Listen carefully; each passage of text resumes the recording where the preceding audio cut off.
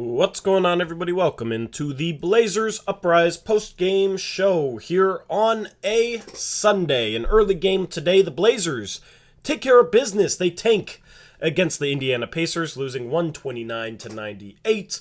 The Blazers are now only one game back of the Indiana Pacers in the win column for fifth place lottery odds. This was a very successful tank today, despite Josh Hart's best efforts to get Portland this win. They still lost by 31. Josh Hart had a great game. We'll talk about it. We'll talk about Tankathon, and, I'll take your questions, and we will, I might do a little bit of play-by-play for this Michigan-Duke game. Lots of NBA talent in that one, so might have that on and might do some play-by-play for that or something. I don't know. Obviously, Eric is not here. Eric is doing some sort of vacation thing. I don't know. I didn't ask the details on it, but basically he's not here. Saw him in chat. What's up, Eric? So this is going to be a solo stream, probably a little shorter stream. My voice still isn't 100% recovered. I don't know if I sound any different compared to how I would normally sound, but I went to the Gonzaga game last night, and let's just say it was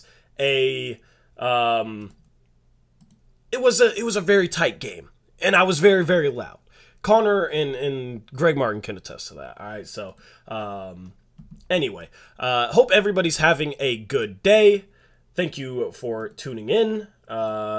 And we're going to talk about this game. I'll look at the Tankathon in a second. I'll tell you what other games are later today that pertain to the Blazers, who we should be rooting for, and whatnot. But yeah, I'm going to take your questions. It's a tanking stream, and I'm solo, so I'm going to do the best that I can, and I don't have my voice 100%, so I'm going to do the best that I can to give you guys a stream worth watching. But the Blazers today, let me pull up the stats and everything here, and just kind of brush on through this game. Lose by 31, shoot 47% from the field, 27% from three. They had 17 turnovers. Not a good offensive game for the Blazers. The only players who played well offensively were Josh Hart. He was 11 for 13. 3 for 5 from 3, 8 for 8 inside the arc. He had 4 assists, 2 steals, 26 points for Josh Hart. He's been phenomenal as of late. That continued today despite the Portland Trail Blazers getting blown out by a very mediocre, possibly tanking team. You got Watford 7 for 13, 2 for 3 from 3. Nice to see him knock down a couple threes. His shot is looking better. He's looking more confident in it, and that's huge for the development of his game. He had 17 points, 8 rebounds, 3 assists, 2 steals, and a block. Only 1 turnover for Trendon. He's kept the turnovers low. Very impressive for a rookie big man who makes plays for others, dribbles the ball a bit, and passes the ball. For his turnover numbers to be as low as they are is very, very impressive. Drew Eubanks was solid too, I guess, 5 for 9 from the field. He had 12 points and 8 rebounds. Outside of that, Brandon Williams struggled, 2 for 10. CJ Ellaby 1 for 3 in 22 minutes. A very CJ Ellaby-esque type of night there. Greg Brown and Keon Johnson played tonight after getting DNP's last game. Me and Eric were not happy with that. Greg Brown plays 27 minutes today. He has 4 points, 2 for 6 from the field, missed his only 3. Keon Johnson in 19 minutes, 1 for 4 from the field, 1 for 4 from 3. So neither of those guys really did much of anything. Chris Dunn had another solid game, 11 points, 9 assists in 24 minutes on 5 for 7 shooting. So Watford, Hart, and Chris Dunn all had solid games. Ben McLemore, though, 4 for 14, 1 for 9 from 3. This was a game where the Blazers tanked on both ends of the floor. Did not put the ball in the... this is as cliche and surface level as it gets, but did not put the ball in the basket and let the Indiana Pacers put the ball in the basket. The Indiana Pacers 129 points on 57% shooting, 43% from 3. O'Shea Brissett, 24 points, 8 for 10 shooting. Justin Anderson is back in the league. He had 18 points, so it's bad when you're... it's good. I should say it's good when you're giving up big games to O'Shea Brissett and Justin Anderson and Terry Taylor, and Jalen Smith. This was a Indiana Pacers team that I was worried about Portland potentially beating because it's a bad Pacers team. They didn't even come close to it tonight. They get outscored by 19 in the fourth quarter. 19 in the fourth quarter.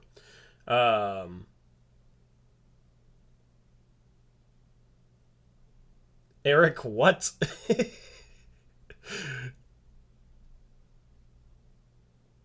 Okay. I misread that. I thought you said you and your wife drove down to Reno to see your wife's boyfriend. I was really confused. Okay, your daughter's boyfriend. Okay, that makes more sense. I had to do a double take there. Yeah, hopefully, drive safe, all that. Hopefully you're enjoying that. I was really confused for a second.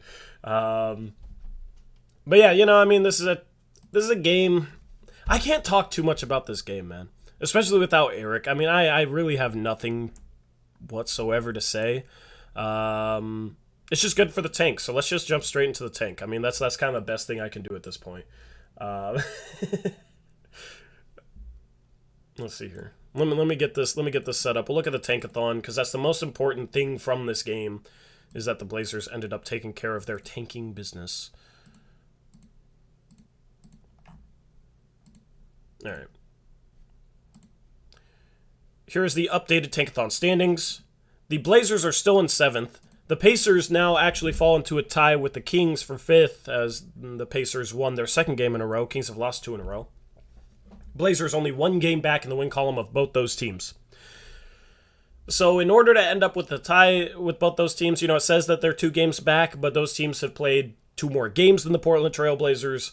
The Blazers just need to win 1 less game than both of them to end up in a tie, which is going to be possible, because I was worried with this super easy schedule the Blazers have coming up.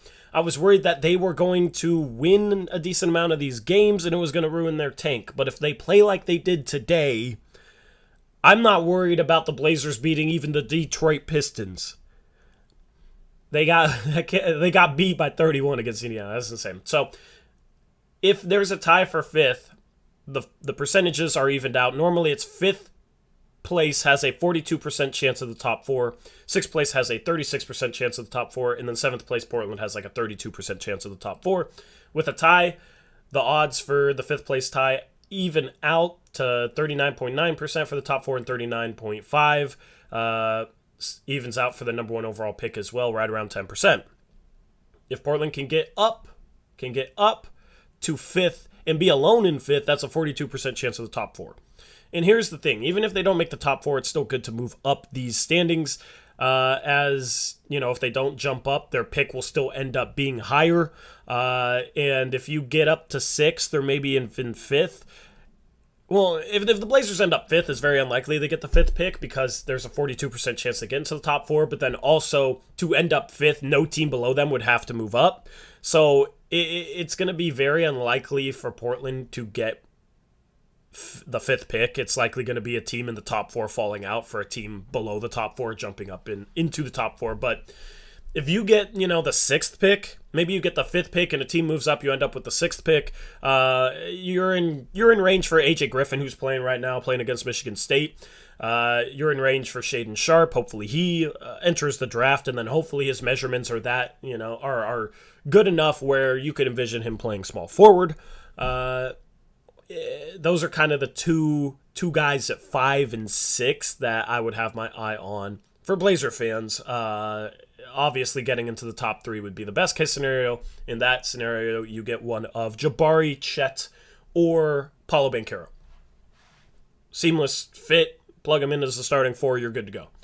So let's simulate the lottery, and we will scroll up here like we always do. Let's see if Eric's bad luck or if he's good luck, all right? Because if this goes good, then maybe Eric's bad. We've had some good lottery sims the past couple of post-game shows, so nothing out of the ordinary. 10th, Lakers pick to the Pelicans. The Lakers are now alone in 10th, so the Pelicans get their pick unless one of these bottom 4 teams moves above them. So good for the Pelicans, I guess. Bad for the Grizzlies. The Grizzlies get it if it's 11 or lower. At 9, we need it to be the Pelicans pick to us, and it is. At 8, Indiana falls 2 spots, which means Portland jumps into the top 4. So our luck is completely turned around on post-game shows with this lottery simulation. At 7, you have OKC. At 6, Orlando. And at 5, Houston. So you're talking about San Antonio, top 4. You're talking about Detroit. You're talking about Portland and Sacramento.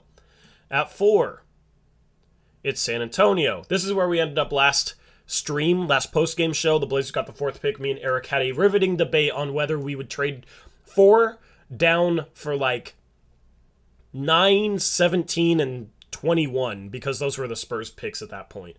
Eric said he'd do it. I said I probably wouldn't. Obviously, it all depends on a number of different factors. At 3, we got Detroit. At 2, we got Sacramento. And at 1, we got your Portland Trailblazers. So 1 and 9, this is probably the best case scenario I could see coming out of this draft. I don't see New Orleans moving up above any of the teams that are tanked below them. They just beat the Spurs. So I think the best case scenario for the New Orleans pick is 9. Obviously, the best case scenario for Portland's pick is number 1. That would be phenomenal. Here's the thing, though. If we end up with the first overall pick, I might lose my mind. If we end up with the first overall pick, I mean, I'll lose my mind on the stream and being happy on the lottery stream, but the following month, I would probably lose my mind because it would be a debate between Jabari and Chet, and we all know how divisive Chet Holmgren is for whatever freaking reason. And I would probably go insane arguing Chet versus Jabari, who I'm behind on both of them. I think they're both like pretty even in terms of prospects. But Chet has his haters. Chet has his freaking haters, and as a Chet fan, I would probably lose my mind if we had the first overall pick. Honestly, if it came down to the first or the second pick, I would have my fingers crossed for the second pick. I would rather have the second pick than the first pick. I'm just going to say that right now. Because then it's like, oh, well, you just get one of Jabari and Chet. And maybe the Chet haters would be more okay with that. But if we end up number 1, it's going to be a headache for a month. A good problem, I guess, but I might lose my mind. Because Eric's number 1 player right now is Jabari. My number 1 player is Chet. That would be a month long of content. Good content for this channel. Let's just say that. But yeah, I mean, I went to the Gonzaga game last night. We can talk a little bit of Chet Holmgren. I watched Chet and I watched Jalen Duren in person last night. If you're just joining me and my voice sounds a little weird, it's because I was at the Gonzaga game last night and I'm a Gonzaga fan. All right? And I don't go to games without being a fan. You know what I mean? I go hard at games, all right? As a fan. So voice might sound slightly different. It sounds different to me. Hopefully it sounds the same to you. I have no idea. But give me your takeaways from Chet. Let's chat. Give me your takeaways from Chet and from Jalen Duren from last night's game if you watched it. That was Gonzaga and that was Memphis.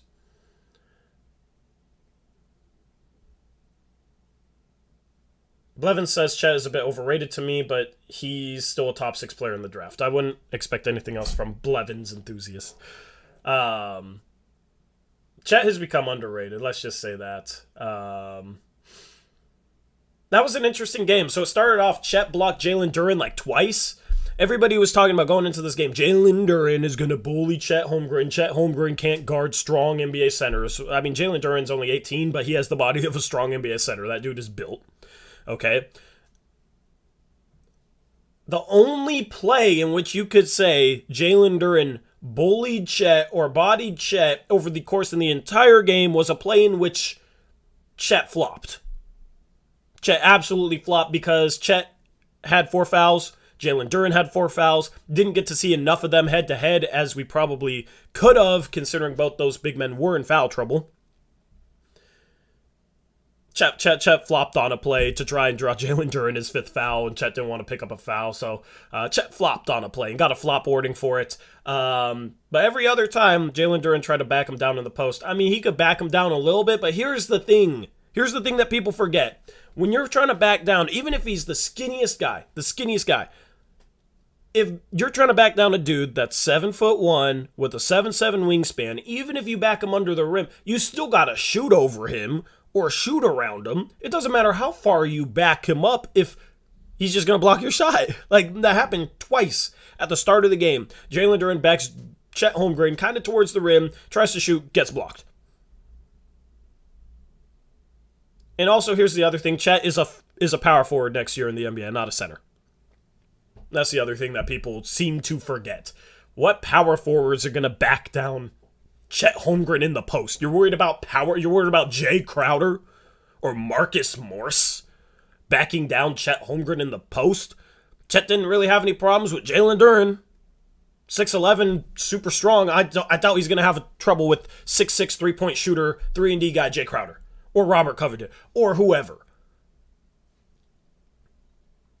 So all the worries about, how skinny he is, his lack of strength, whatever, is ridiculous to me.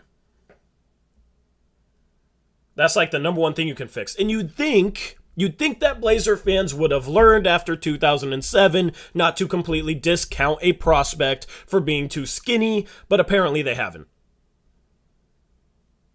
And you'd think that Blazer fans would want the best defensive player in the draft, but apparently they don't. Apparently they don't. They like the flashy three-point shooting of Jabari Smith, right? It's like, we need defense. Our defense sucks. Our defense has sucked for years. It's been terrible for years. And now we need more size. Now you have this power forward, 7'1",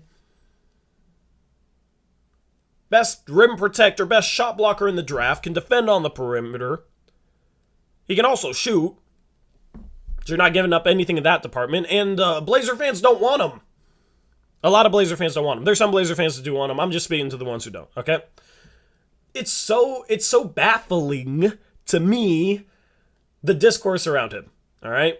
And I know I've been talking about this a lot lately, but as the Blazers continue to tank successfully, this becomes a more and more relevant conversation because the Blazers' chances of jumping into the top 4, jumping into the top 2 become more and more possible. So the whole discourse around Chet versus Jabari, both those guys are really good players. If they took Jabari over Chet, I'd be fine with it. If they took Chet over Jabari, I'd be fine with it, and I'd be excited to have my guy Chet Holmgren on the Blazers. Like, I'm cool either way. I don't understand why some people are so down on Chet Holmgren. I don't understand how he's overrated and, like, not in the top 6 or whatever. And people sit here and say dumb things like he's Zach Collins. He's not freaking Zach Collins. Like, if you can't evaluate a player based on himself, and you have to say, look at this guy 5 years ago. Yeah, he's that guy. That's such a casual way to do things. Just because he's a white American-born center, which matters for some people for some freaking reason. Just because he's that and just because he's from Gonzaga, doesn't mean that he's another Zach Collins. You know who's also a white American-born center from Gonzaga? Domantas Sabonis. I know, like, his ethnicity is different. He's born in America. I don't know if people care if it's, like, ethnicity or if where they're born or what. It matters to people. It doesn't matter to me. But it matters to some people where players are born, apparently, and what their pigmentation is and all sorts of crap that should not matter. And then they base a player based on who was drafted from there 5 years ago. And I can confidently say, no, Chet Holmgren, the number 1 player in the 2021 high school class, is not Zach freaking Collins, who wasn't even close to being the number 1 player in his high school class. And if you think they're the same, get your eyes checked or start watching some basketball. Like, that's the type of narratives that I have to sit here and argue. And I know if the Blazers got the number 1 pick, like we just got in this Tankathon sim, beautiful, right? I know that if the Blazers get the number 1 pick, that I'm going to have to argue that for a whole entire month. So that'll be fun. Jalen Duren yesterday, 3 for 11 from the field, got into foul trouble. He's a good long-term prospect, but I think he might be less NBA ready than Chet Holmgren is. I fully believe he's less NBA ready than Chet Holmgren is. Because Chet Holmgren, off the bat, will be able to knock down threes. He doesn't force things, and he'll be able to play defense. And he's able to play the 4. Jalen Duren, on the other hand, has less size, less length, and less skill. Less skill than Chet.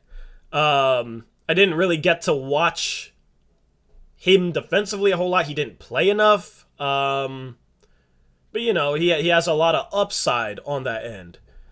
He shot a mid-range jumper Westbrook would have been proud of it. If you watch the game in full, you probably know what mid-range jumper I'm talking about. Jalen Duren, I don't mind him as a prospect. If we took him with the 9th pick, 10th pick, and we're like, okay, we're going to develop him behind Nurkic for 2 or 3 years, then he's going to take over the starting center role, I'd be cool with that. Depending on who's on the board. I'd maybe want other guys more, but it wouldn't be something where I'd be like too frustrated with that, because I feel like Chauncey could develop a guy like Duren. It's just, people act like Duren, like all that goes into being NBA ready is how much muscle you have on your arms. And at some point, I get confused whether we're talking about bodybuilding competitions or basketball. Because apparently the basketball doesn't matter for some people. That's not what goes into being NBA ready, is how much meat you got on your arms. There's so much more to it than that, and you'd think people would know after taking Greg Oden over Kevin Durant, but apparently not. Anyway, that's my Chet rant for the day. Shout out Hyperprime, member for 5 months, says it would be awesome if Chet would do an interview. Yeah, if whoever we draft, we'll try and do an interview. We'll try and set something up. We've never really tried to do something like that before, so that'd be cool. No promises though. No promises. We'll see. I'll try for you guys. And we'll see if that happens. Anyway, give me your questions. I'll answer questions in chat. Then I'll tune into this. Actually, while you guys are asking me questions, I'll go over NBA scores that pertain to the Portland Trailblazers. Pelicans are up 27-14 over the Hawks. If the Pelicans win today, they move into a tie for 9th place with the Los Angeles Lakers. We don't want that. We want the Pelicans to lose, but they've been playing great basketball, unfortunately. The Thunder and Magic, I don't think the Blazers can catch either of those teams, but they're tied at 25 right now. The Kings are up 21-18 over the Phoenix Suns, so we want the Kings to win for sure. For sure. The Kings, or the Suns are without Chris Paul still. They got Devin Booker. He started 1 for 5 in this game. DeAndre Ayton's 3 for 3, so he showed up. The Kings have been playing a little better basketball lately. I don't know. They've been more competitive. It hasn't really translated into them winning more games. They've only won 3 out of their last 10 games. But if they do that while Portland continues to lose 9 out of 10 games, Sacramento loses 7 out of 10 games and Portland loses 9 out of 10 games, Portland should catch them by the end of the year, or they will catch them by the end of the year. There's 12 games left for the Blazers, 10 games left for Sacramento. There's ESPN blaring. You guys couldn't even hear that because I don't have Eric on, so you don't hear my desktop audio. Sacramento's been more competitive lately. So if Sacramento wins this game over Phoenix, it would be a major upset, right? It would also tie Sacramento with Portland in the win column. So Portland wouldn't have to lose any more games than the Sacramento Kings over the rest of the year to at least tie them in lottery standings. Alex, I heard that you mailed us some slippers. Eric says that he has slippers for me whenever I see Eric next. Thank you for the slippers. Appreciate it. Hopefully they're the right size. Or they're going to be like size 20s in clown shoes. We'll see. PlaybyPlay asks, we have the 57th pick in the second round, right? That is correct. If you look on Tankathon, it says 59th pick, but 2 picks have been forfeited, so it's the 57th pick.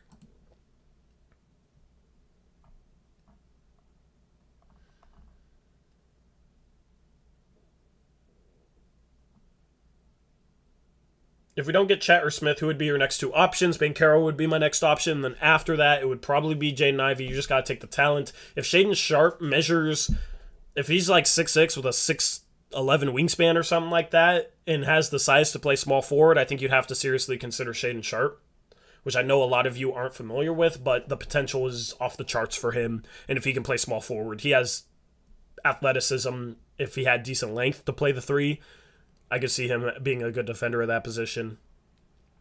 I think you'd have to consider it. Do tiebreakers come into play for the lottery? I don't exactly remember how the tiebreaker system works in the lottery. I think they even out the odds, and then if neither team moves up, then they do a coin flip. Zadian asks, would you rather have a top 4 pick and a top 10 pick or Pascal Siakam? I'd rather have a top 3 pick and a top 10 pick than Pascal Siakam. But if the pick is 4, then I probably would lean towards Siakam. Because obviously it's the 3 power forwards make the most sense for the Blazers with Banchero, Jabari Smith, Chet Holmgren. Do you have an ideal prospect for the early second round pick? I'm not sure yet. It's hard to even say who's going to be in the second. Like, if Christian Koloko falls to that second round pick, here's the thing: if the Blazers pass Indiana and Sacramento, their second round pick moves up too. So right now our second round pick is 37th. It could move up to 35th, which would be good, obviously. But if Christian Koloko falls, him for sure. If Malachi Branham's there, but it seems like he's going to go first round. David Roddy is a guy to take a look at. Jaime Jaquez could be a solid pick. I still need to do a lot of research on second round prospects. Late second round, like Jabari Walker, Julian Strother, Andrew Nembhard. I mean, I like my Gonzaga guys, but I mean, if you watch last night's game with Gonzaga and watch Nembhard, he looks legit. Like, he's a legit player. And a guy that I think would come into the league and kind of be like another Monte Morris. Late second round pick, but he just doesn't make mistakes, can shoot the ball, passes well, just plays very solid. But obviously, need to do more research on certain guys. Thoughts on... I need to take a drink. Hold on. My voice from last night killing me. All right. Is there any chance Timmy moves into the first round? I don't think so. His game just doesn't translate. Everybody was watching Timmy last night when he took over that game, and it was like, oh my goodness, this dude looks legit. Dude looks amazing. I've seen him do that multiple times. He did that last year against Evan Mobley in the Elite Eight. Let me look up that box score. Let me look up that box score.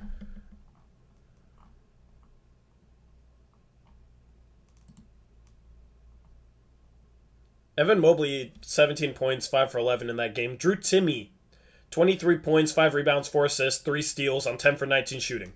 The problem is with Drew Timme is he's not a good defensive player. He doesn't have the foot speed to guard the 4. He doesn't have the size to protect the rim as the 5-man. And he also struggles to shoot threes. I know he hit a 3 yesterday, but he's only made like 8 on the year. He's shooting like 28%. And his shot hasn't gotten better from last year. So, an undersized big man who plays inside, who's not athletic, can't shoot threes, and doesn't have a position to defend in the NBA, that his game just doesn't translate, in my opinion. He's one of those guys who's a great college player whose game doesn't translate to the NBA. And here's the thing. People look at college and just think like, oh, the best players in college end up being the best players in the NBA. Or they'll look at somebody like in college, and I've heard people make the argument that the Blazers should draft Drew Timme over Chet because Drew Timme's a better college player. It doesn't work like that. Certain guys' games translate much better to the NBA. Chet's game translates flawlessly to the NBA. Meanwhile, Drew Timme's game does not translate at all to the NBA. So, honestly, I probably wouldn't take him with the last pick in the draft. I love the guy, but I think he should go back another year and just shoot 2,000 threes a day this summer. And if he comes back for his senior year at Gonzaga, I mean, I want that as a Gonzaga fan, but if he comes back and proves that he can shoot the 3, then maybe he has a chance. I just see him being a guy who just like dominates in the EuroLeague. Isaiah Mobley probably goes second round. I agree with that. Somebody asked about Keegan Murray. I feel like Keegan Murray's ceiling gets a little overrated. He has a high floor. He'd be a safe rotation player right away to pick. I just don't know if it raises our ceiling enough. Koloko's stock is going up. Yeah, I mean, I've seen people have him in the second round, but it's like me and Eric have been telling you guys for a while that Koloko's better than that. And now his stock's going up. Before Agbaji was in the lottery, I said I had him as my 10th rated prospect like a month and a half ago. And I thought I was going out on a major limb because everywhere else I looked had him like around 20 or lower. And then 3 days later, he ends up in the lottery. So, it gives me confidence when I say, oh, yeah, this guy's better than people are talking about. And then, a week, 2 weeks, 3 weeks later, they're rising up draft boards.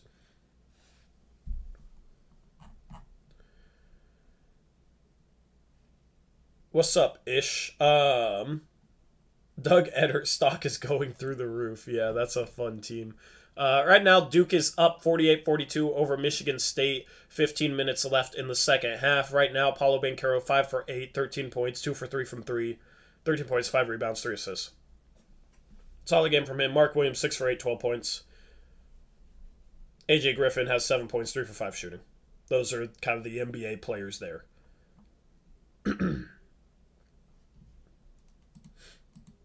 What did I say I was going to do next? What's up, King? I forgot what I said I was going to do next on the stream. But what player surprised you on Memphis' team? Nobody really surprised me. I mean, here's the thing that happened in last night's game. Memphis is like the worst type of matchup for Gonzaga. They're the worst type of matchup for Gonzaga. They are super physical, and they are super athletic. And they have like a beast of a big man in Duren. Right? Duren was supposedly like the toughest matchup for Chet. I mean, honestly, he probably is the toughest type of matchup for Chet, but it's not like Chet can't handle it like some people were saying he couldn't. But then it was like in the first half, it was almost like Gonzaga was intimidated or shocked by the athleticism that Memphis was playing with. The athleticism, the speed that they were playing with. The thing is Gonzaga likes to get out and run in transition, and Memphis, they're quick, they're athletic. They got back really, really well. And then in the half court, they pressured the ball, pressured the perimeter. It's what Baylor did to Gonzaga in the championship game last year that Gonzaga struggled with. And Gonzaga was struggling with it in the first half of that game last night. Then they came out of halftime, and it's like they remembered that, oh yeah, we're Gonzaga. We're the number one team, the number one seed in the entire tournament. And we're going to play Gonzaga basketball. And then they just come back like that. XC depth? No, not even close to being ranked.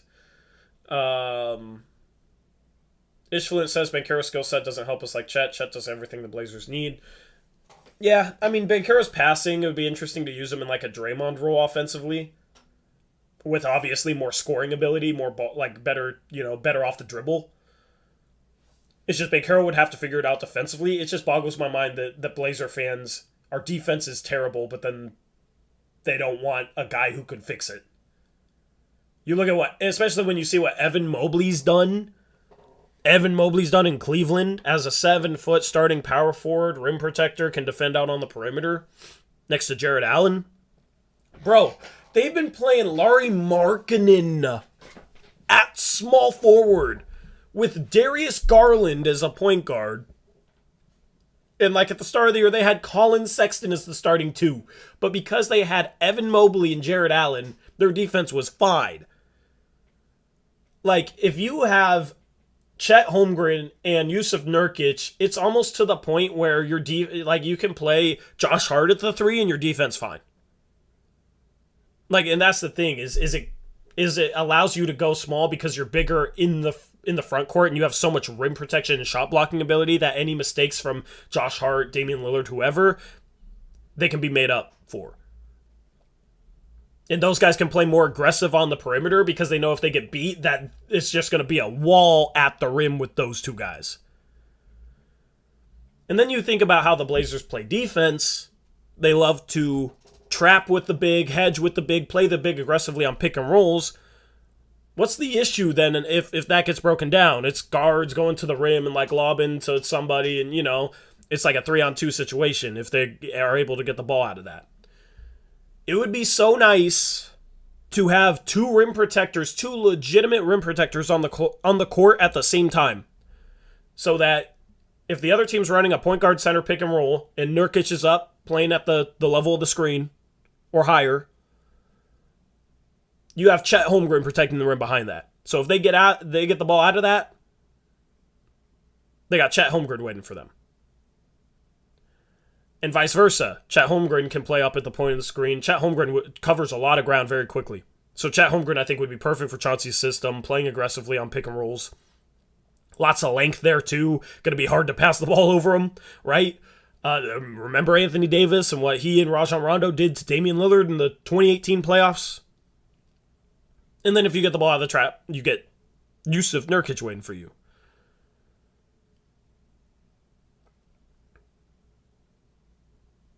That's very idealistic for me. Stop comparing Chet to players that are nothing like him just because they're tall and can shoot. Please. Chet, okay, if you're talking about like Porzingis before the injuries where he was like an absolute star, sure. But people will like compare him to Porzingis after his injuries, and Chet is nothing like Porzingis is now. Because Porzingis' injuries zapped his athleticism. That dude moves like the dude does not know how to move. Like Porzingis, his mobility is shot.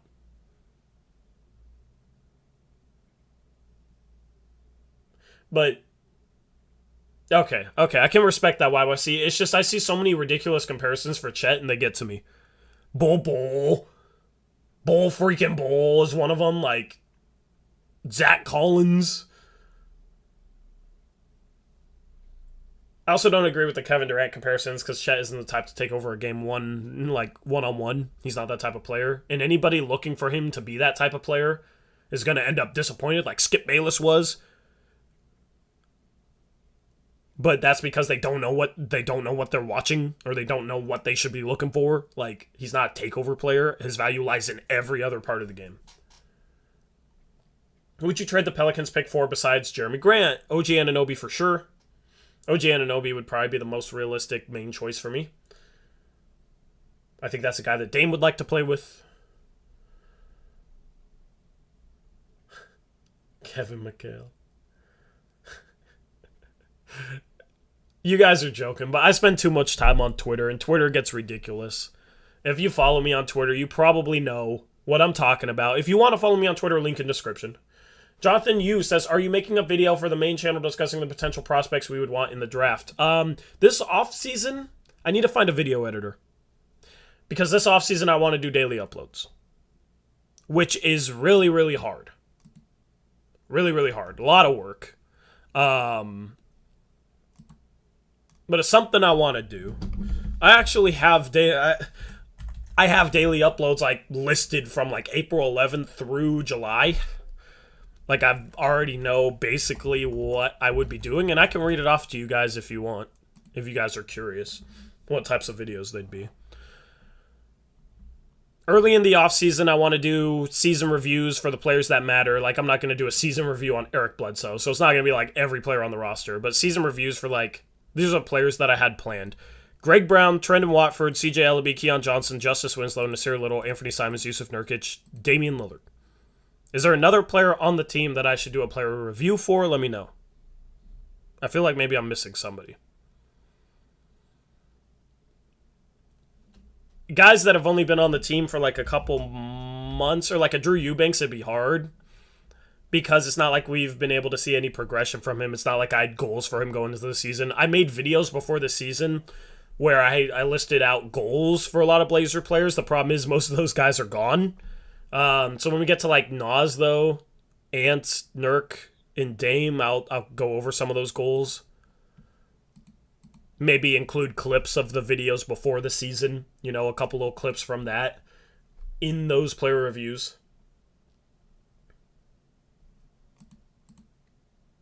I didn't say Josh Hart. Josh Hart should be in there. Why didn't I have Josh Hart in there? Yeah, I need to do. Yeah, absolutely need to do Josh Hart. So yeah, I don't know why he was missing. So I'll do those. I'll do mock draft videos. I want to do a draft video every Saturday in the off season. So like 1 week it'll be mock draft without trades. The next week it might just be a generic draft video. The next week it might be a mock draft with trades. But I want to do that over the course of the off season, up until the draft, of course. I want to do like draft profiles, but I don't know how to structure them. So I think maybe like doing like 19, 20 draft profiles just with prospects in our range. Probably not like late second guys, but like lottery prospects and then maybe early second round prospects. That could be, you know, good. But I don't know how to format that. So what would you want to see? Because like I can't break down film. So what would you, in terms of draft profiles, what would you guys want to see? Would you guys want to see me and Eric debating them? We do that all the time on stream. We did that before, but it wasn't really structured. Would you just want me kind of going over some of their strengths and weaknesses, just kind of giving you a rundown on them, and then kind of my opinion? Like, what would you guys want to see for draft profiles? Please let me know so I can figure things out. Kings up 7. That's good. That's good. Sorry, Suns Valley podcast, but yeah, go Kings. I think the Suns just cut it to 3 though, unfortunately. You got yeah,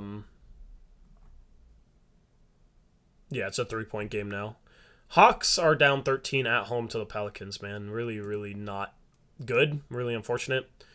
You got Duke up 7 with 11 minutes left over Michigan State.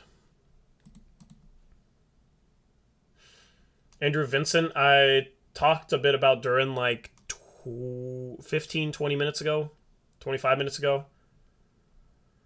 So if you just scrub the stream back, you should be able to find it. Ben says we should throw a draft party. I want to. I just don't know how the logistics would work out with us streaming in like a different location at a draft party.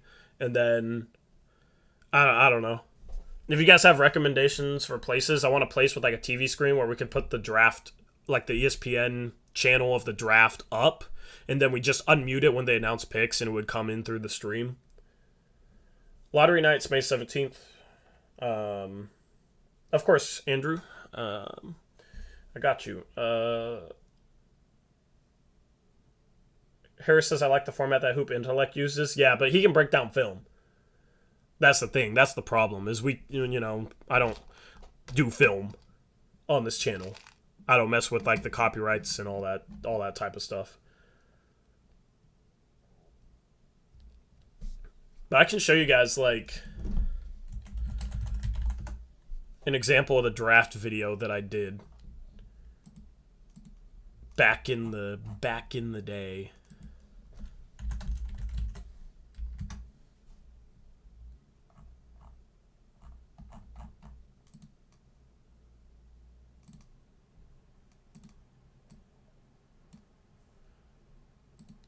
All right, let me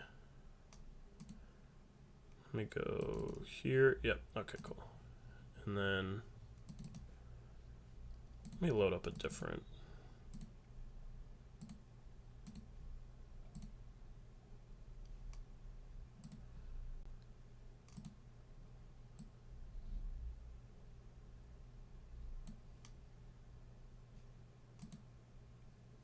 Yeah. All right. So this is basically what I did for the 2020 draft. Is I kind of like went through some of their strengths, had background music that was sick. I had their stats. So like I started off with this slide, so I had like player info.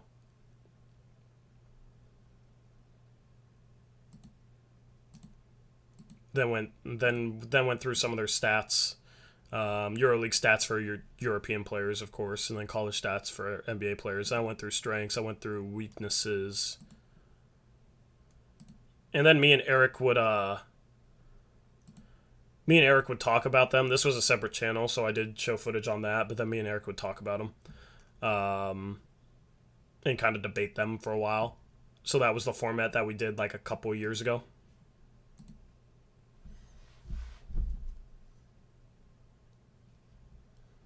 So if you have any recommendations for that, I just didn't know how to format them, but I do want to do draft profiles. I'll do like a mailbag every other Monday. It'd be cool to do stream highlights. I'll probably need people to like, it would be cool to get like 80 people and give them each a game from this year and have them just timestamp moments that they liked, moments that were funny, moments where we went on a rant or something, and then compile them into stream highlights and drop them once a week over the off season. Could honestly do that with earlier videos from our first season because we had a lot of funny moments in our first season.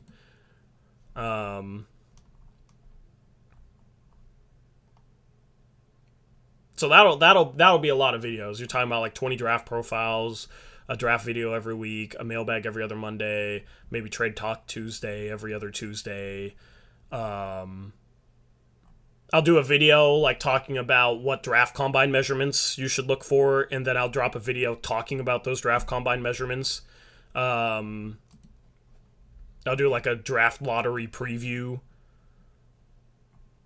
After each round of the NBA playoffs, I plan on dropping just a video where I ramble about the first round of the playoffs, the second round of the playoffs, so I just talk about it.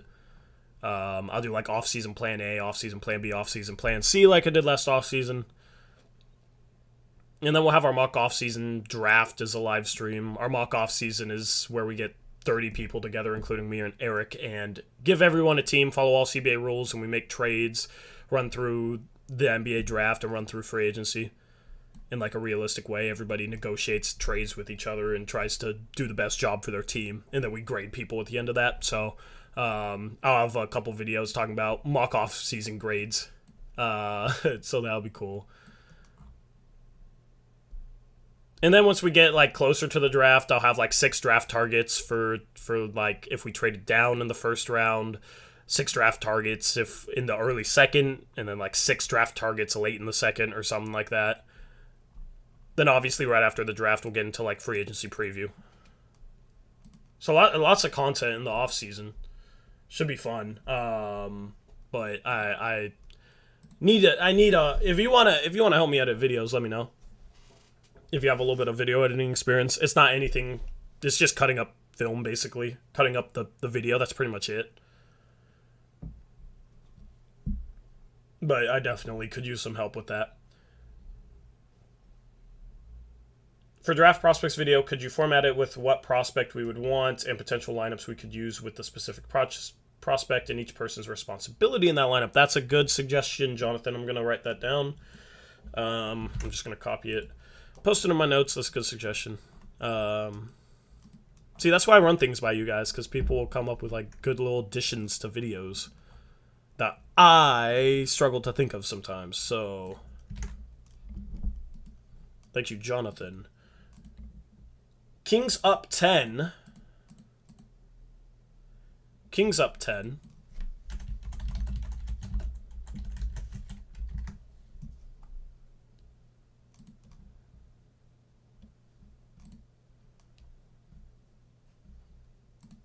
That's good news. So the Blazers would be tied in the win column if the Kings win today. That's what we're rooting for. It's a game that the Kings hypothetically aren't supposed to win.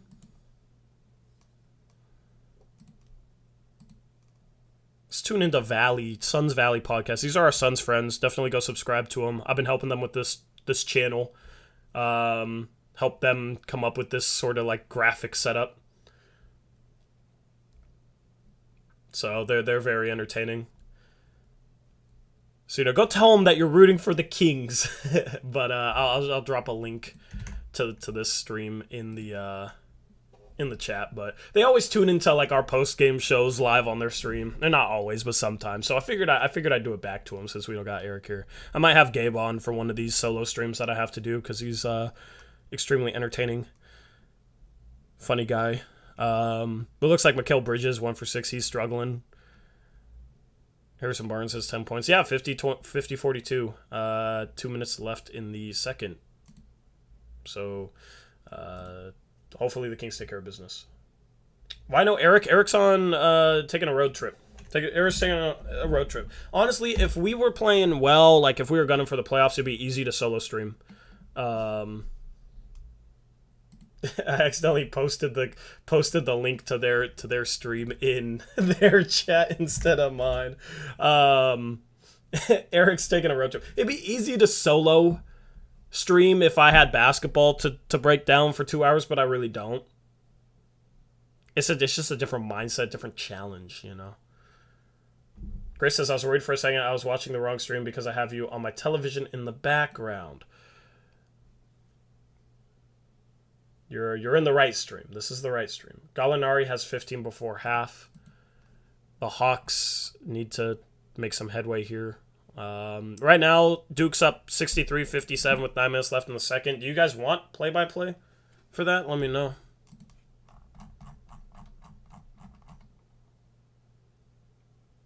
Also, sorry, Zach, I missed this until now. Zach, member for 22 months, our longest tenured member. Thank you, Zach. He says Chet with drooling emojis. I respect you even more now, Zach. Not only are you the longest tenured member, but you're also a Chet fan.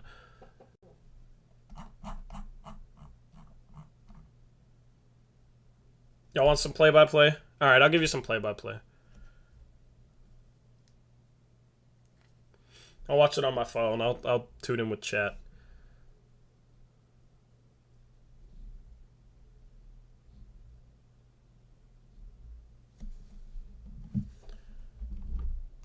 Actually, I'm gonna put it. Kings up 12, by the way, now. So yeah, if you want to, box score watch that Kings game, go to Valley Pod. Be entertained. Yeah,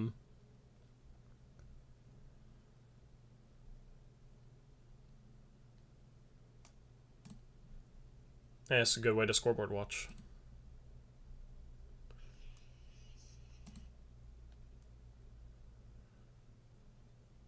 It looks like AJ Griffin has... Oh, that's not good. Rolled his ankle. Michigan State has cut it to 2 with 8:24 remaining. And Griffin is down and he's in some pain. So hopefully it's an ankle and not a leg. It looked like it might be a high ankle sprain, but yeah, AJ Griffin's down. Right now, Iowa State's up 23-22 over Wisconsin. Good chance to watch Johnny Davis if you haven't already.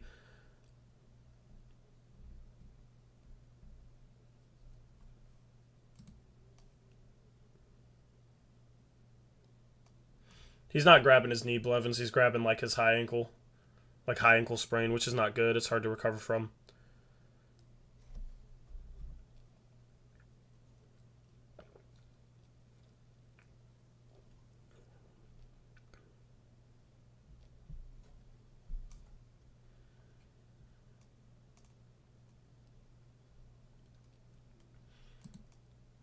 And now they're on a commercial break.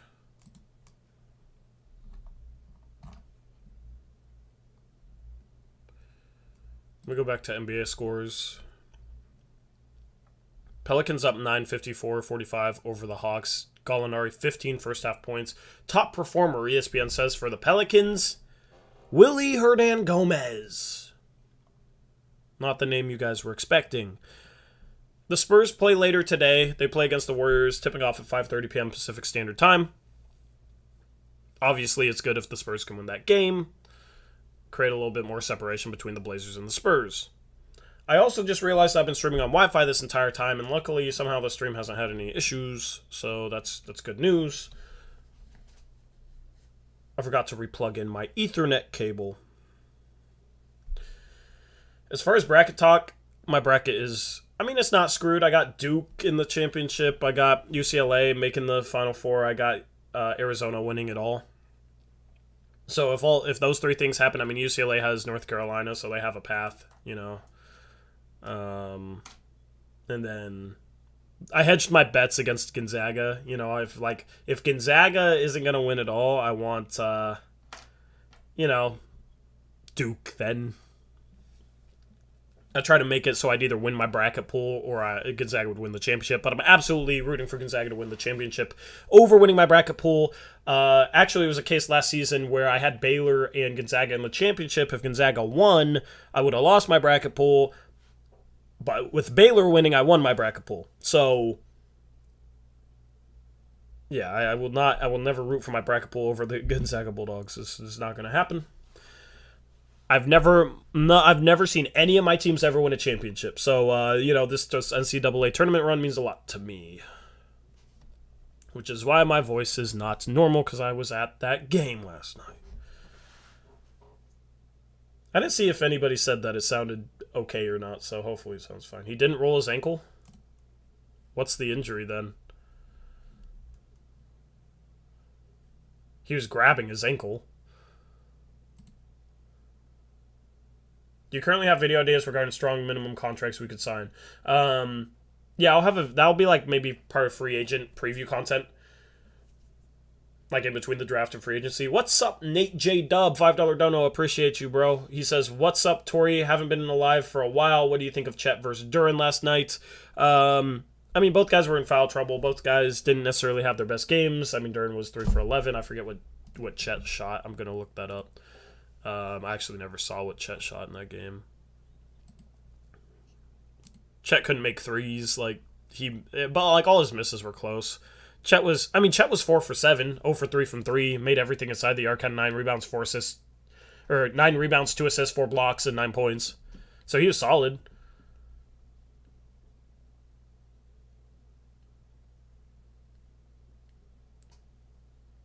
Duran just looks like he's a couple years away. He just looks very raw. Like, skill-wise, I don't see it yet with him. But I talked about it like towards the start of the stream too. So if you want to get like a more in-depth breakdown of it, look at the start of the stream. Just like scrub back to the start of the stream. But glad to catch you in a live. Thank you for the $5 dono. So we got Duke is back. I was actually behind. Looks like you had Jeremy Roach drive into a foul. Duke is probably, other than Gonzaga, of course, Duke is probably the easiest game to do play-by-play for me because I know I know their team like that. Not gonna lie, I also have a. I'm not gonna say that. I'm not gonna say that I watch NASCAR on stream. Probably just gonna get clowned for that. But I'm not gonna say that I have it up on my phone right now.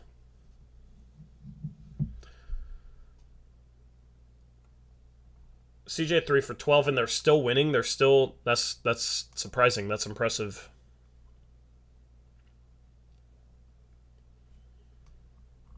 Clip. Go ahead and clip me, Aeromancer. I don't care. I'll tweet about it. So obviously I'm not ashamed of anything. He just landed and hopped away. That's not good. Hopefully he's okay. Hopefully it was an ankle. Banchero driving, spun like twice in the key, kicks it out. Jeremy Roach driving left, fade away off one leg, missed a bad shot. Michigan State's down 2 with 6 minutes left with the ball. Driving in transition. Oh my goodness. Big time foul or block. I'm not sure. Trevor Keels is down though. He just went down hard. He just went down hard, man. You see a lot of hard falls in the NCAA tournament compared to like NBA basketball because you get like these guys really go for it, man. That's what I love about the NCAA tournament. These guys go for it. These guys play so freaking hard. And I enjoy that. I want to see basketball players that care about winning games. You know, I mean, players care about winning games, but like players that really, really, really, really care.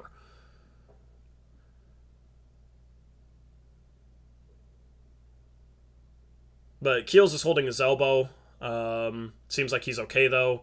You got A.J. Hoggard to the line. I haven't watched much of Michigan State this year. Shooting 2. Knocks down the first. So you're going to have a really good finish here. There's no clip button? That's weird. There should be a clip button.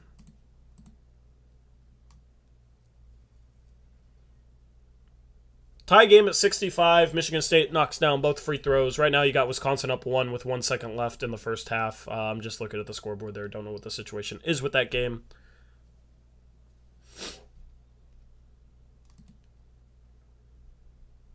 You had to reload. All right, there's your clip button then, hopefully. You got Wendell. Is that Wendell Moore? Yeah, that's... No, that's Keels. I forget their numbers. Keels up top, pick and roll with Mark Williams. Mark Williams in the middle of the paint, gets the ball stripped, and they call a foul. I think it's somewhat questionable, but I think he got him across the arm. Oh, yeah, he got his whole arm. What am I talking about? I'm blind, I guess.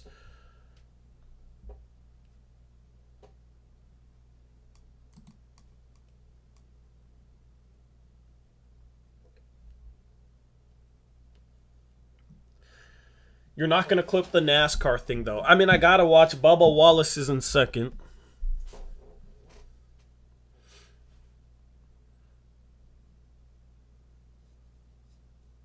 So rooting for him. Did I get a haircut? Does it look like I got a haircut?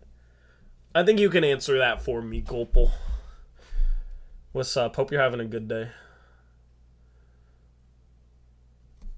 I got a drastic haircut, man. People come in here and ask if I got a haircut, but I think it's very obvious. At least, I mean, it's like 25% of what it was. It was extremely long.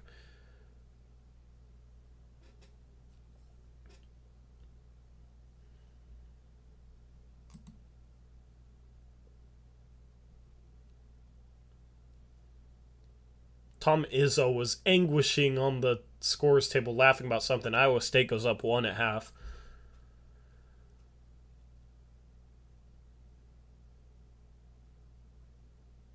I clicked off for a second. Somehow you got Paulo Banchero at the line now. I don't know how that happened.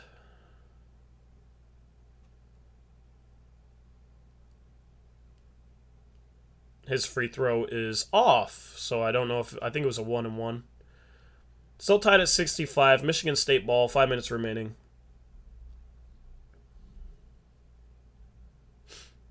I'm going to run some pick and roll middle of the court. Driving left, step back 3. I don't know who that is, but he hit it. Michigan State is up 3. Potential upset. They will play the winner of Notre Dame and Texas Tech. Michigan State gets a steal on Mark Williams. Mark Williams fouls. Mark Williams was very soft with the ball up top there.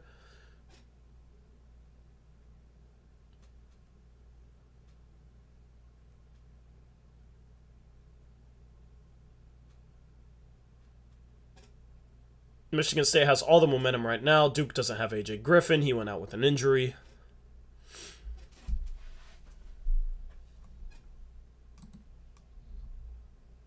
Who's my MVP this year? I don't know. It's a very close race. I haven't really thought about it much. Aeromancer says, Tori, what is your favorite type of Asian food? I don't eat Asian food, really.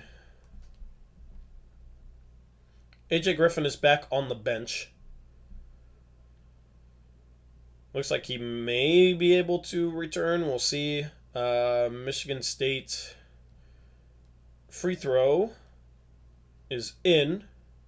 Was the first of the 1-and-1. Michigan State up 69-65.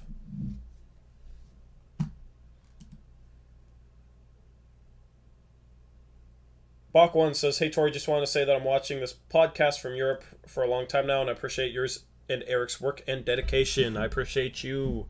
Thank you for commenting. Yeah.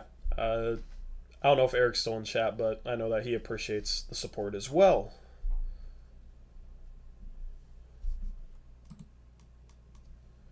You got Paulo driving, spin move, lay-in. Whoever in chat said Paulo's clutch is a little bit ahead of me, unfortunately. Might want to pause your stream and match things up. I don't know. You got Michigan State up 3, under 5 minutes remaining. Another pick and roll going left. Picks up his dribble, kicks it out. You got Hauser up top. I don't know these Michigan State players. 7 on the shot clock. Pull up 3. Off. You got Paulo and Mark Williams contesting the rebound. Mark Williams grabs it. Jeremy Roach. Front court. Driving middle. Right-handed lay-in. Good. 1-point game. Michigan State up 70-69. Jeremy Roach has been really aggressive the last couple of minutes. And this is a great game between two blue bloods. I think you could call Michigan... is Michigan State a blue blood? I don't know. I don't know if they're quite considered that, but... Max Christie with the ball. He's a potential second-round pick. Dumps it down to their big. Michigan State big man. Right-handed hook. Off. Rebound Mark Williams. But it's a foul on Duke. I think it's a foul on Banchero. Under 4 minutes remaining. Commercial timeouts. I'll watch the rest of this game here. I'll do the play-by-play for you guys. And, I'll answer questions on the timeout. What channel? I don't know. I don't know which channel. It's either CBS, TBS, or TNT. Timmy would have hit that. Yeah, Timmy was automatic on those last night.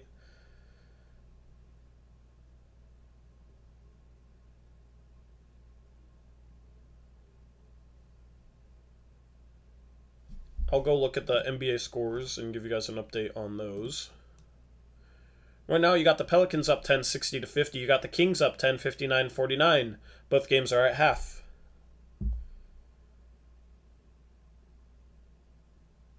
You also got Bubba Wallace leading with 11 to go. If anybody cares about NASCAR. I watch everything.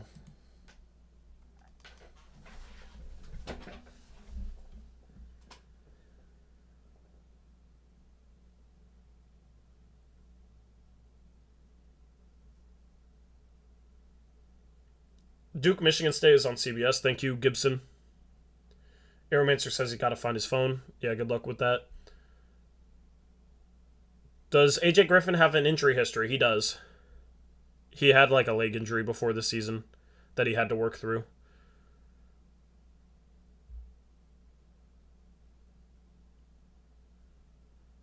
This NASCAR race is insane, I'm not even gonna lie. Blevins, that's not true, you hater. I am in between.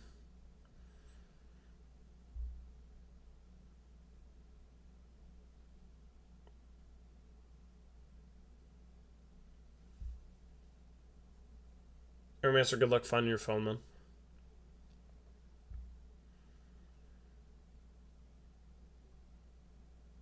How does that affect your opinion of him as a prospect? I mean, it's hard to say. Guys can be injury prone in Blevins. That's not true. Stop hating or I'll put you in a 5-minute timeout.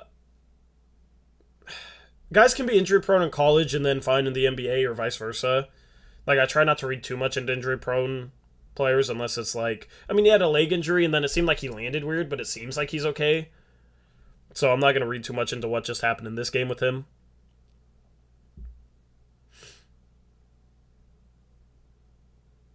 So it's only like one legitimate injury. I'm not going to knock him for that.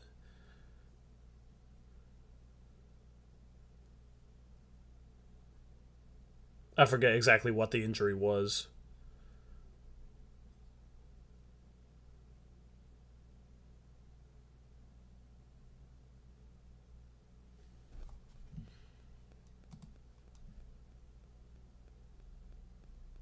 Yeah, apparently, Trevin.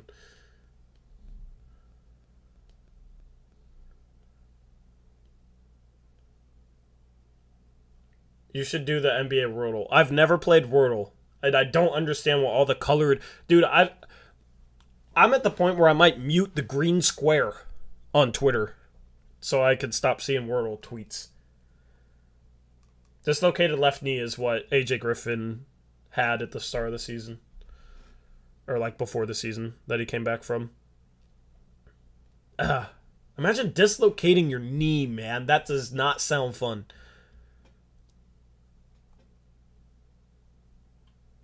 Podal, that's like the NBA Wordle, right?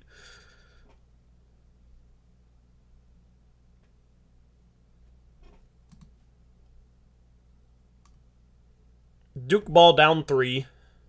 Michigan State knocked down both free throws. 72-69. You got Moore. You got Keels with the ball, looking to post up Banchero. Banchero kicks out to Keels. A 3 to tie the game is good. 3:20 remaining, tied at 72. This could be Coach K's last moments as a coach. We don't know yet. Michigan State running more high pick and roll. They've run a lot of pick and roll down the stretch here. Another pick and roll. Driving middle of the key. Rondo fake. Kicks back out. Tipped by Keels. Michigan State's in the backcourt with 6 seconds left. Trying to race it up court. Crossover. And, ooh, what a finish. I don't know who that was. What a finish. Michigan State over Mark Williams with the left hand. You got Keels driving middle. He gets fouled. He's going to be sent to the free throw line. Really good back and forth game here.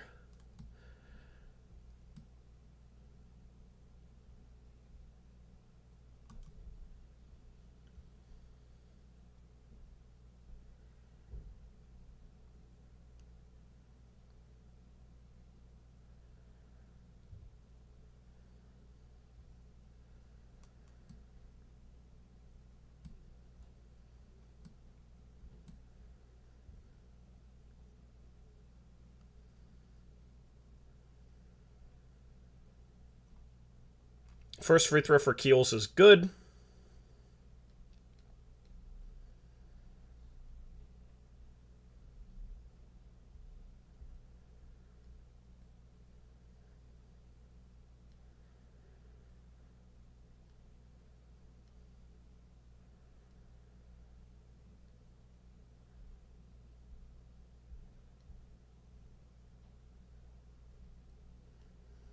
Second free throw off. Michigan State ball. Michigan State up 1, 2:20 remaining. Pick and roll right. Blocked by Williams. Williams rebound. 2:12 remaining. Duke down 1. Banchero with the ball. Can he put a team on his back? Driving right, could have been a charge, but he finishes. Duke takes the lead. That was a bang call. Timeout, Michigan State down by 1.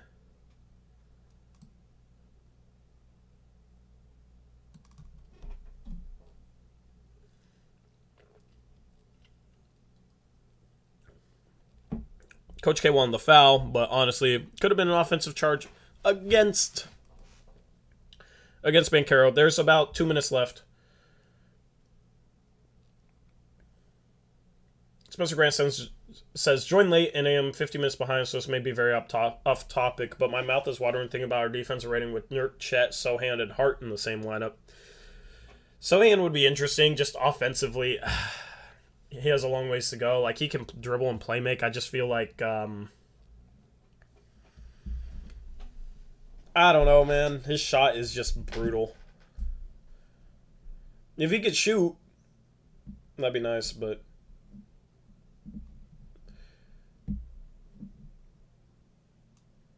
we want to see Gonzaga versus Duke. I mean, for Gonzaga, I guess Duke losing now would be good, but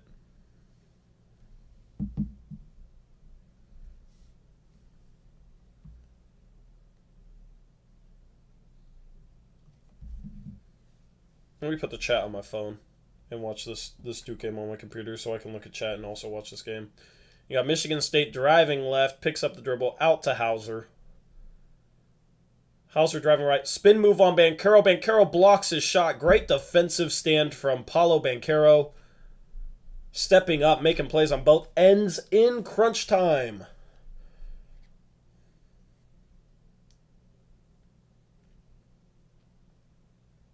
Banchero with the ball. He's looking to take over this game. Facing up from the three-point line. Driving middle of the key. Picks up his dribble. Kicks out to Wendell Moore. 5 on the shot clock. Roach. Contested 3 at the top, and he knocks it down. Duke up 4 with 1:10 remaining. Big-time shot from Jeremy Roach, who has had some really good moments late in this game. Timeout. Michigan State. Tom Izzo is mad at Sam or Joey Hauser. I forget which one is in the league and which one is at Michigan State.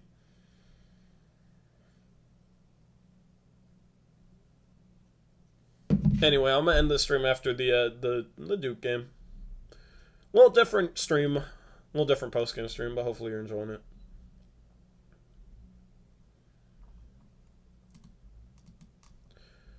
NBA scores update. The Kings are up 65-51 over the Suns with 9:42 remaining in the third quarter. Good news there. Bad news, Pelicans up 63-50 over the Hawks. Right now I'm rooting for the Pelicans to lose, but it looks like they, honestly, at this point are probably going to get the 9th seed, so home court advantage for a playing game against the Lakers. We'll see how that goes. We'll see if Anthony Davis is back for that. Imagine the Pelicans playing a playing game against Anthony Davis. Returning to New Orleans, playing in front of that crowd. He wanted to trade from New Orleans, and now New Orleans is just as good as the Lakers. The Hawks just hit a 3 to get them back down 10. And they just hit another 3. They're now down 7. Just like that, the Hawks went from down 13 to down 7.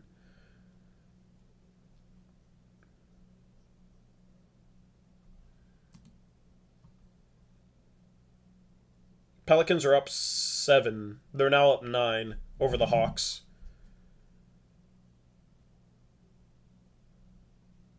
Clearly a bot. You going to fly to New Orleans and root for the Lakers? Because, I mean, I'm rooting for the Lakers in that play-in game. I will never root that hard for the Lakers ever again, probably. But yeah, it's a weird situation, weird season. So Michigan State has the ball with 1:07 remaining coming out of the timeout. Post up to Max Christie against Trevor Keels. He doesn't want anything to do with that. He probably traveled. He turned it over. Terrible pass. Driving. Wendell Moore gets fouled on the floor. A terrible pass from Max Christie. What in the world was that? Out of the timeout, they inbounded to Max Christie, kind of posting up 16 feet away from the rim, and he looked like he didn't want to attack at all. Didn't want anything to do with that. Tried to pass it back up the sideline away from his hoop, Basically passed it straight to Wendell Moore. Extremely questionable play for Max Christie there. And now Wendell Moore's at the free throw line, shooting a 1-and-1. 2 free throws here. I wouldn't say it seals the game, but it gets pretty darn close. First one's good. Aeromancer, I don't want to ever see those squares again, man.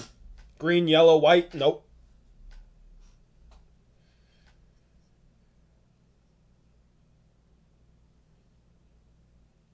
I'm not gonna play Portal on stream. You did that just for me. I'm gonna watch college basketball the rest of the day after the stream. That's what I'm gonna be doing, and I'll be tweeting. Might work a little bit. It's Sunday evening, so should probably work a little bit. Jimmy G commercial. He needs to get traded already.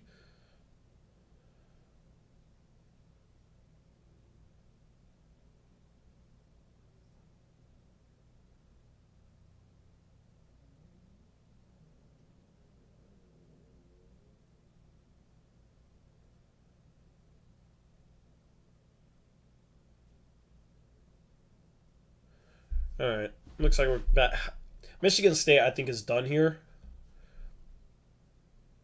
They folded down the stretch, man.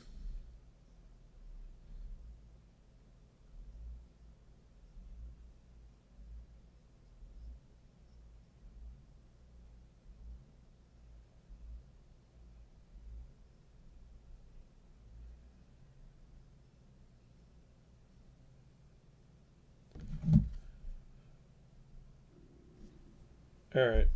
You got Texas Tech and Notre Dame just tipped off. Texas Tech is up 8-7 with 12 minutes left in the first half. Iowa State and Wisconsin still at halftime. Iowa State's up 1, 27-26. Is the stream paused? No, I just didn't have anything to say, to be honest with you. Kings still up 10. Pelicans still up 11. Let's see how Johnny Davis has done. Johnny Davis 3 for 6, 9 points in the first half for Wisconsin.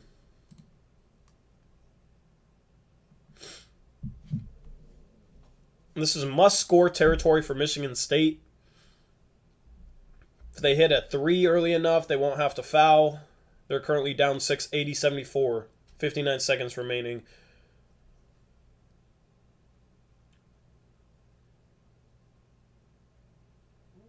They've brought it up the court. Looks like they're looking to run some horns action. Ball up top. Running pick and roll. Rejects the pick and roll. Drives left. Finishing. That was an impressive drive right past Banchero, who was the help side defender. Duke looking to inbound. They can't get the ball in. Banchero seemingly didn't want to throw it to Mark Williams, who was open. Everybody else was pretty much guarded.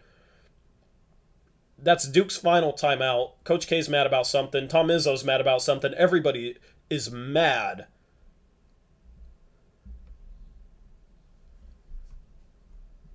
Nobody is happy.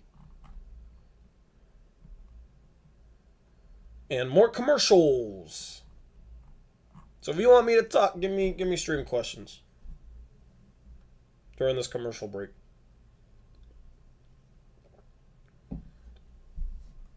But I'll be streaming until this game is over, and then I'll probably wrap things up.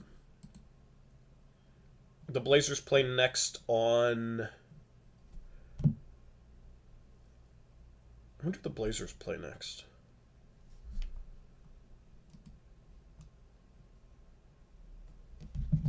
Texas Tech up 13-7.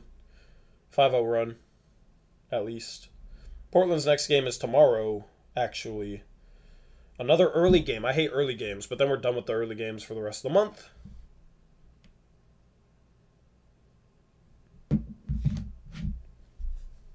It'll probably be a pretty short stream for me tomorrow. I don't know, unless Eric joins. They foul Mark Williams, so Duke inbounds it to Mark Williams. We'll see if he can knock down free throws. He will have 2 instead of a 1-and-1.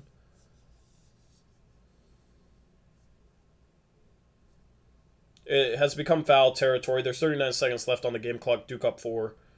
Even if he misses both and Michigan State scores, I don't think they'll score fast enough to be able to play out the next shot clock for Duke. Mark Williams is a 75% free throw shooter, so not bad at all. 14 points on the night. First free throw is good.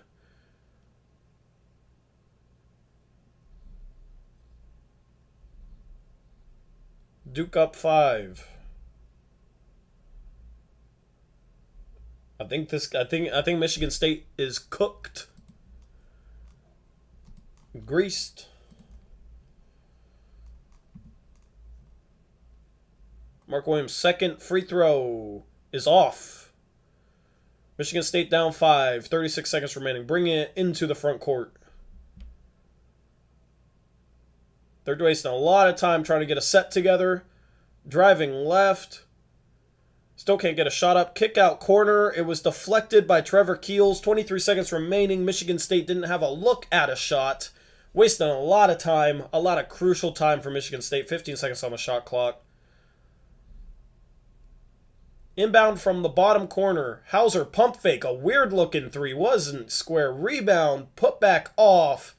Out of bounds. They call it to Duke, but they will review it. So probably more commercials. Maybe not more commercials, but another stoppage here.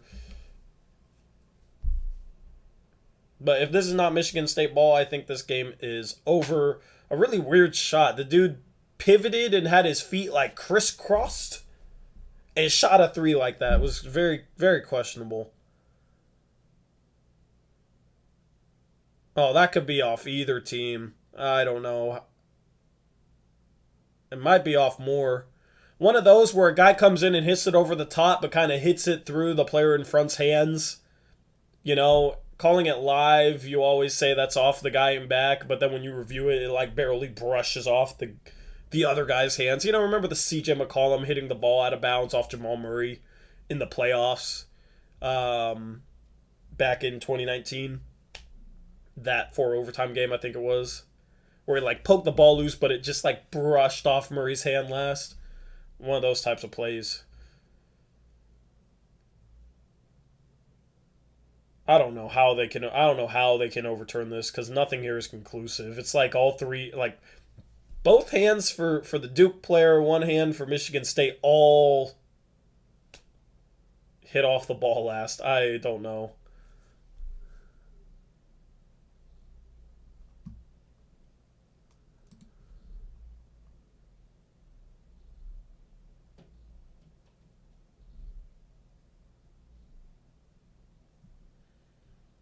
Why do I see? I've seen multiple people say Michigan, and I get confused because it's Michigan State. I keep thinking Michigan, which is still in the tournament.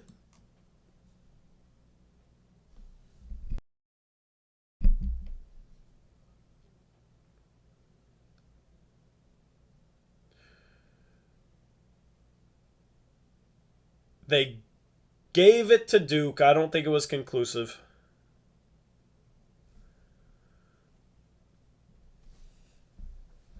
Looks like Duke is going to be advancing to the Sweet 16. And they'll play the winner of Notre Dame and Texas Tech, which is currently going on right now. Texas Tech's up 13-10.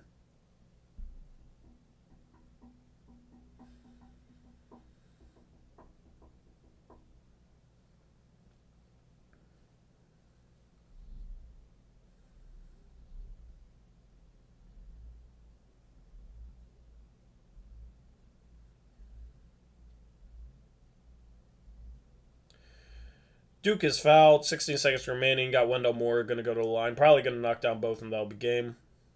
That turnover Max Christie had, one of the worst turnovers I've seen all tournament.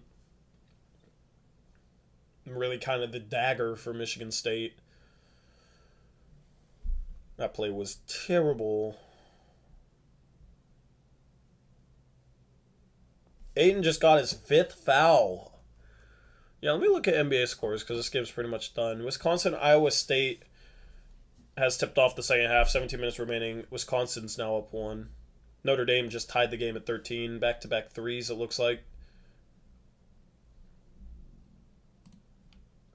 As far as NBA scores go, Kings are probably going to choke this freaking game like they always do, and the Pelicans aren't. The Kings are up 6 now. Harrison Barnes just knocked down 2 free throws. Duke up 7. 12 seconds left. This game is over. You gotta shoot a 3. They're taking way too much time. They are scared. Shoot the freaking ball, man. And he didn't even hit root. Yeah, this game's over. Congratulations to Duke. They're Sweet 16 bound.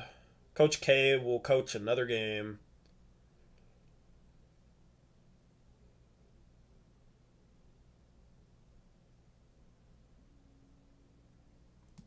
Alright, I'm closing that off. Congrats, Duke. What's your prediction with where both our picks land? I have no idea.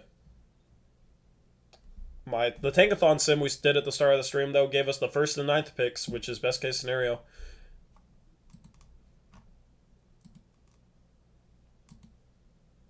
At 1 and 9, you go Chet or Jabari, and then you go... Who would you guys go... Okay, who would you guys draft at 9, assuming Chet Holmgren, Jabari Smith, Banchero, Jaden Ivey, AJ Griffin, Shaden Sharp, Keegan Murray, and Johnny Davis is off the board?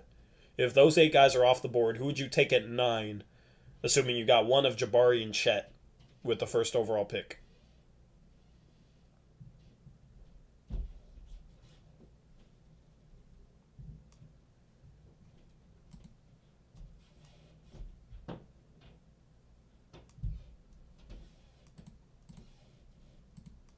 Mathurin?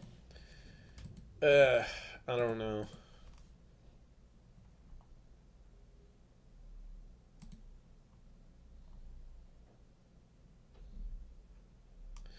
I don't know about Mathurin, man. I guess I'd be okay with that. I just don't know if he has the size to play small forward. He's listed as 6'7". He looks shorter out there.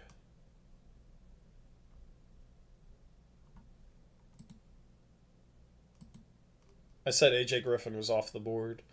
What was he? Maybe Eason. I've kind of soured slightly on Eason. His offense has a long ways to go. I don't know if he's going to be a good shooter off the bat.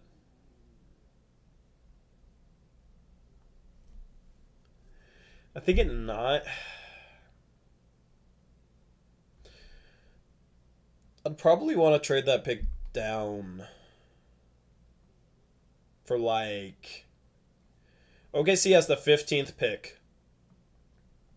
And they have a bunch of future firsts. If you could trade that pick down for OKC's 15th pick and a future first from them, you know, it could be like they have a bunch of teams' future first, so probably not one of theirs, probably, you know, one of the other teams' future first they have. But then if you could get that future first and trade for our, like, 9 for 15 and a future first, and then you trade that future first from OKC to Chicago to get our future first back, potentially. And then you have all your picks to trade to go out and try and trade for, you know, somebody else. And then at 15, you take one of like Mathurin, Eason, Duran, Sohan, Agbaji, Jovic. Like at that point, yeah, like I think you can still get a pretty good player. I would probably do that.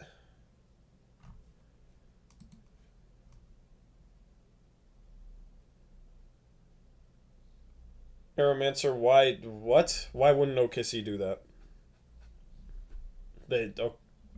Just because they traded down last year doesn't mean they want to trade down this year. It depends on the prospects. If there's somebody they really want at 9, they'll trade up and get them.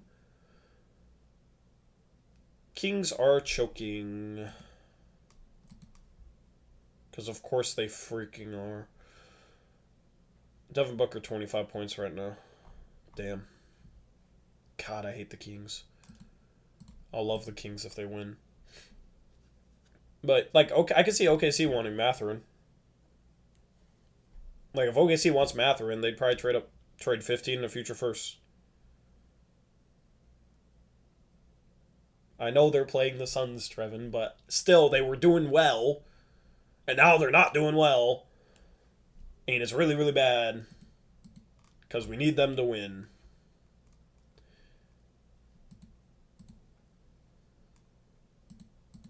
Anyway, I'll be live again tomorrow. I don't know if Eric will join me for either of the streams, but we'll have Blazers Uprise live tomorrow. Got a bunch of games to pick from.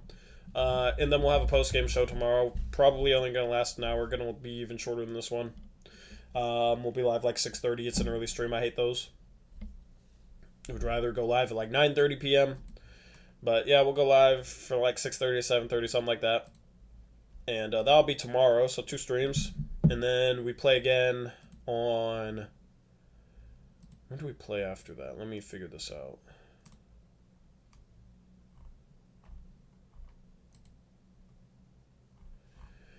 And then we play again Wednesday, March 23rd, against San Antonio. So, wouldn't want to lose against San Antonio. We have 5 games in a row at home. March 23rd starts our stretch where we have 11 games in a row against the Spurs, Rockets, Thunder, Pelicans. So hopefully we can lose to the Spurs. So yeah, we got Detroit on Monday, Spurs on Wednesday. Then we got Houston on Friday and Saturday.